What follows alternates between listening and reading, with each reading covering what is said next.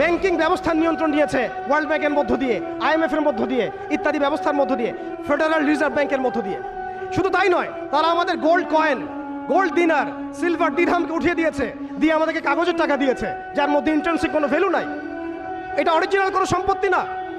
এরপর তারা আমাদেরকে কান্ট্রিতে তো বিভক্ত করেছেই, তন্ত্রমন্ত্র গিলিয়েছেই, ব্যাংকিং ব্যবস্থা তো দখল করেছেই, ইউনাইটেড নেশনসও গঠন করেছে, সমস্ত বড় বড় মিডিয়াগুলো তারা হাতের কবজার মধ্যে নিয়ে এসেছে।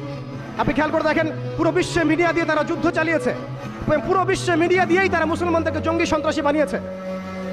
পুরো বিশ্বে বড় বড় মিডিয়াগুলোর মধ্য দিয়ে তারা মুসলমানদেরকে জঙ্গি এবং সন্ত্রাসী বানিয়েছে। এটা সত্য কথা, সবাই জানি আমরা এগুলো। আমরা সত্যের পথে দাঁড়াই, এখনো সময় আছে, আল্লাহ পাক আমাদেরকে বোঝার তৌফিক দান করেন। এরপর তারা প্রযুক্তিগত নিয়ন্ত্রণ নিয়েছে।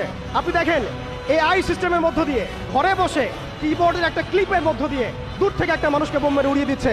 আপনি এটাকে কিভাবে নিচ্ছেন?